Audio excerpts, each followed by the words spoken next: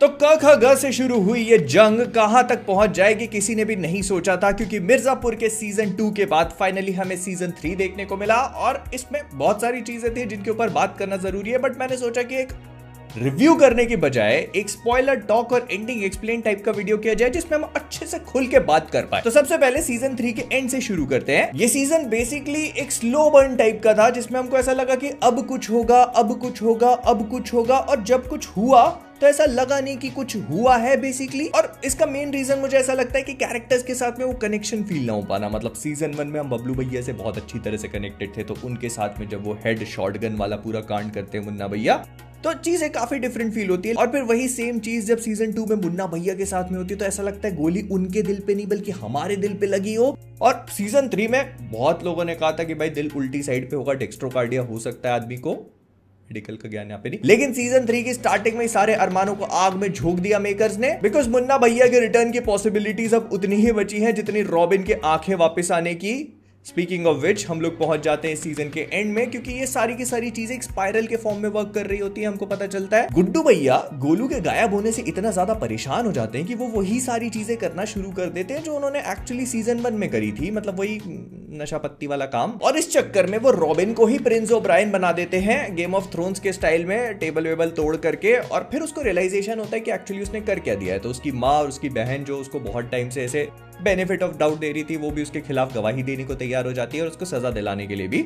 In fact Guddu खुद ब खुद सरेंडर कर देता है। तो इस पॉइंट पे हम लोग जो एक वो पूरा गैंग वॉर और वो जो बैठक के बीच में एक बड़ी सी लड़ाई को सेटअप किया गया था स्टार्टिंग से ही, वो पूरी तरह से डिसॉल्व हो जाती है। मतलब गुड्डू का बैठक में जाना, फिर वहां पर जितने भी बाहुबली उनके सामने टशन दिखाना, फिर उनको कहना कि नहीं, गद्दी का असली दावेदार तो हम ही हैं और हम ही गद्दी पे बैठेंगे। वो सारी की सारी चीजें एपिसोड 8 तक आते आते इनवैलिड सी हो जाती है और हमको लगता है कि हम लोगों ने इतना सारा टाइम उसमें इन्वेस्ट किया तो किया क्यों। बट या हम लोग जानते हैं कि मिर्जापुर कभी भी अपनी प्रिडिक्टेबिलिटी के लिए नहीं जाना जाता। इसके कैरेक्टर्स जो है वो अनप्रिडिक्टेबल एज है, तो इसी वजह से इसमें कुछ भी कभी भी घट जाता है। और ये इसका एक परफेक्ट एग्जांपल था कि गुड्डू भैया ने रॉबिन की आंखों का शरबत बनाया जिस वजह से वो जेल चले गए, और फिर वहां से एक सॉर्ट ऑफ चेन रिएक्शन चालू होती, क्योंकि माधुरी जो सीएम साहिबा है उनको एक सॉर्ट ऑफ लेवरेज मिल जाता है बहुत सारे लोगों के ऊपर। वो सबसे पहले जेल में पनिशर, मेरा मतलब है गुड्डू भैया की कुटाई करवाती है, फिर उसके बाद वही की वही सेम फोटो बिना कॉन्शियस वाली बीना को दिखाती है, जिसका जमीर उसको देखकर बिल्कुल भी डगमगाता नहीं है।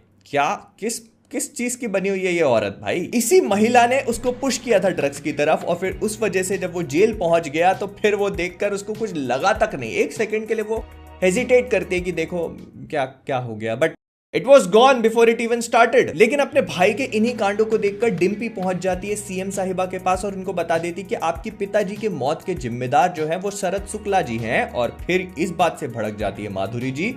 वो शरद को अपने पास बुलाकर कहती है कि तुम्हारे पास मुझे बताने के लिए कुछ है। शरद को लगता है कि इसको पता चल चुका है कालीन भैया के बारे में। वो इसके बाप के एक्सीडेंट वाली चीज को तो बिल्कुल भी एंटिसिपेट नहीं करता, तो वो इसको कालीन भैया वाली इंफॉर्मेशन दे देता है, जिसको सुनकर वो और भी ज्यादा बौखला जाती है और उसको उसके इंटेंशंस पे और भी ज्यादा डाउट होना शुरू हो जाता है। वो कालीन भैया से मीटिंग फिट कराती है, जो एक्चुअली उससे मिलना नहीं चाहते थे क्योंकि वो माधुरी को ट्रस्ट नहीं करते, लेकिन वो उससे इसीलिए मिल लेते हैं क्योंकि शरद उसको ट्रस्ट करता है। समझ रहे हो यहाँ पे क्या कहानी चल रही है। लड़की लड़के का गेम फिट करने में लगी हुई है, लड़का प्यार में इतना अंधा हो चुका है कि उस पर पूरा भरोसा करता है। थर्ड पर्सन जो है जिससे वो गेम फिट करवा रही है वो उस लड़की पे बिल्कुल भी भरोसा नहीं करता और उसको बोल भी रहा है कि रहने दे, लेकिन हमारा प्यार में अंधा लौंडा उसको कहता है कि नहीं भैया मिल ले, मैं पूरा भरोसा कर रहा हूं। और फिर उसी के रिपरकशंस हमको इस फिनाले के कंक्लूजन में देखने को मिलते हैं। जब कालीन भैया बैठक में पहुंचते हैं, शरद को कुर्सी पे बिठाते हैं और 2 मिनट तो मुझे लगा कि दाल में कुछ तो काला है कालीन भैया, लेकिन आप इस काम को एग्जीक्यूट कर क्यों नहीं रहे। और जैसे ही वो एग्जीक्यूट करना शुरू करते हैं तो दैट वाज टोटली अनएक्सपेक्टेड। और ना स्टार्टिंग से जब इनको एक साथ दिखाया गया था एपिसोड 2 या 3 में, तो इतना ब्रेकिंग बैड तो मैंने भी देखा है कि तभी से समझ जाया जाए कि इनको उचकाने की फील्डिंग जमाई जा रही है। It was only a matter of time कि ये कब और कैसे होगा। तो बस फिनाले में मैं इंतजार ही कर रहा था कि कुछ तो घटने वाला है, अब वो घटेगा कब। तो कालीन भैया उचका देते हैं शरद जी को, लेकिन वो मरते मरते कुर्सी पे और गद्दी पे बैठना नहीं भूलते, तो वो बैठे बैठे उनकी वहां पर डेथ हो जाती है along with all the other Baahubalis. इधर दूसरी तरफ गोलू को छोटे भाई पकड़ के रखे हुए हैं, लेकिन गोलू भी वहां से बच के भागने में कामयाब हो जाती है। वो भाभी का हाथ काट देती है और फिर उससे कहती है या तो इसको बचा ले या मेरे को मार ले। और छोटे नेचुरली भाभी को चूज करते हैं क्योंकि उन्होंने उन्हीं को चूज लेकिन बाहर निकलकर गोलू शांत नहीं बैठती, क्योंकि उसको जैसे ही पता चलता है कि इतने सारे कर्मकांड हो चुके हैं तो सबसे पहले जाकर जेपी से सेटिंग बनाती है गुड्डू को जेल से बाहर निकलवाने के लिए। और यहाँ पर माधुरी ने एक्चुअली कालीन भैया के अगेंस्ट में वही लेवरेज को यूज किया था कि उनके पास कालीन भैया की फैमिली और गुड्डू भैया दोनों हैं, तो अगर जो वो कहेंगी वो नहीं करेंगे तो फिर वो उन्हें सौंपेंगी नहीं, तो इसी वजह से कालीन भैया को सारी चीजें करनी पड़ी। एंड अगर इस तरह से देखा जाए तो सीजन 4 के लिए फिर ये लोग माधुरी जो सीएम जी हैं उनको एक बिग बैड की तरह सेटअप कर रहे हैं। हालांकि सीएम है वो अच्छाई का साथ दे रही हैं, पूरे क्रिमिनल्स और क्राइम को खत्म करने की कोशिश कर रही हैं, वो भय मुक्त उत्तर प्रदेश उनकी जो पूरी थीम लाइन थी उसके साथ उनका एजेंडा भी फिट हो जा रहा है। लेकिन एक ऐसा शो है जहां पर हम कमीने हरामी लस्सन क्रिमिनल्स लोगों का साथ देते हैं, तो इसी वजह से वो विलन बनेंगी और कालीन भैया गुड्डू भैया ये सारे के सारे हीरो। क्योंकि लेट्स बी ऑनेस्ट, कालीन भैया ने भले ही पूरे के पूरे सीजन 3 में कितनी भी आध्यात्मिक बातें क्यों ना कर ली हो, बर्फी तो अपने आप बिकने नहीं वाली और ना ही कट्टा। तो प्रोबेबली नेक्स्ट सीजन में हम लोग कालीन भैया को उसी जगह पे देखेंगे जहां पर हमने उनको सीजन 1 में देखा था, माइनस उनके बाबूजी, और वो मिर्जापुर के साथ साथ पूरे के पूरे पूर्वांचल की गद्दी को संभालेंगे। और मे बी जैसे उन्होंने पहले बताया था कि उन्होंने पूरा का पूरा बाहुबलियों वाला एम्पायर एस्टैब्लिश किया है, तो एक बार फिर से वो इस एम्पायर को एस्टैब्लिश करने का काम करेंगे। कई सारे अलग अलग दूसरे बाहुबलियों को वहां पे बिठाएंगे जो उनके खिलाफ बगावत करने का काम ना करे, या फिर इस बार ऐसा हो सकता है कि वो बैठक वाला पूरा सिस्टम कैंसिल करके खुद ही अकेले सारी चीजों को संभाले। बिकॉज माधुरी जी जो है वो अपने हाथ और शिकंजा ऐसे थोड़ा टाइटली कसती चली जा रही है, तो इसी वजह से उनको थोड़ा एहतियात बरतने की जरूरत होगी। लेकिन हमें भूलना नहीं चाहिए बिना जमीर वाली बीना जी को, क्योंकि इन्होंने पोस्ट क्रेडिट सीन में मकबूल को बुलवा लिया था। हाँ, अगर आप लोग मिस कर गए तो इसमें एक पोस्ट क्रेडिट सीक्वेंस भी है जिसमें हम लोग देखते हैं कि जो बीना की असिस्टेंट होती है वही जाती है मकबूल जी को बुलवाने के लिए, और अब मकबूल वापस आ चुका है तो उसकी जो कालीन भैया और उनके बाबूजी के साथ दुश्मनी थी उसको खत्म करेगा। और प्रोबेबली इस पूरी चीज को ऐसे सेटअप किया जा सकता है कि सीजन 2 के एंड में हम लोगों ने जो देखा था कि बीना और मकबूल ने मिलकर बाबूजी को उड़ाया था, तो सीजन 3 में भी ये लोग कुछ वैसा करने की कोशिश कर सकते हैं, only at the last moment for the tables two turn.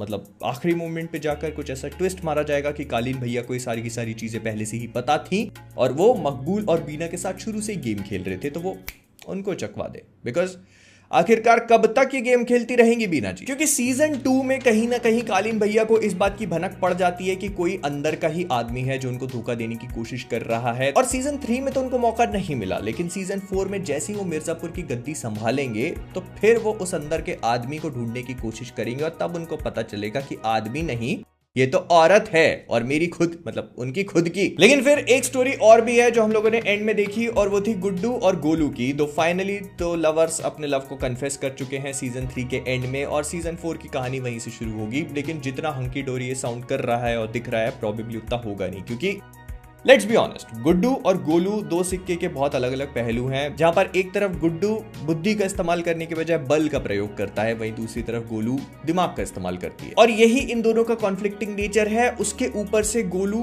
बहुत लंबे टाइम तक कैद में थी, उसको नहीं पता कि गुड्डू ने क्या क्या किया है और उसके साथ क्या क्या हुआ है। तो मे भी ऐसा हो सकता है कि सीजन 4 में गुड्डू एक डिफरेंट पाथ को फॉलो करने की कोशिश करे, एक नॉन वायलेंस का पाथ, जहां पर उसको खून खराबे इन झंझटों में नहीं पड़ना हो। लेकिन वहीं गोलू एम्बिशियस है, उसको मिर्जापुर की गद्दी चाहिए, उसको वो पावर चाहिए, उसको वो फेम चाहिए, और यही चीज उन दोनों को एक क्रॉस रोड्स पे लाके खड़ा कर देगी, उन दोनों के बीच में कॉन्फ्लिक्ट को राइज करेगी, और वहां से चीजें इन दोनों के बीच में भी कॉम्प्लिकेट हो सकती है। बिकॉज वी हैव सीन कि गुड्डू अपने पिताजी के पास जाकर भी पूछने की कोशिश करता है कि अब मैं करूं तो करूं क्या, और उसके बाद वो पूरा रॉबिन वाला कांड हो जाता है जहां पर वो अपने आप को कंप्लीटली सरेंडर कर देता है। और हमें ये भी नहीं भूलना चाहिए कि इस पूरी चीज में छोटे भी अपना तड़का मारने की कोशिश करेंगे, क्योंकि अब उनका भी राज खुलने लगेगा धीरे धीरे। भाभी को तो ये पता चली गया है, ऑल्दो आई एम श्योर कि भाभी इस डील से ओके होंगी, क्योंकि छोटे उनका ख्याल जो रख रहे हैं। लेकिन दद्दा की गारंटी मैं नहीं ले सकता। जैसे उनको इस बारे में पता चलेगा तो वो डेफिनेटली छोटे को नहीं छोड़ेंगे, और फिर वहां से हो सकता है कि छोटे दद्दा को पुचका करके अपना खुद का रास्ता बनाए और गोलू को।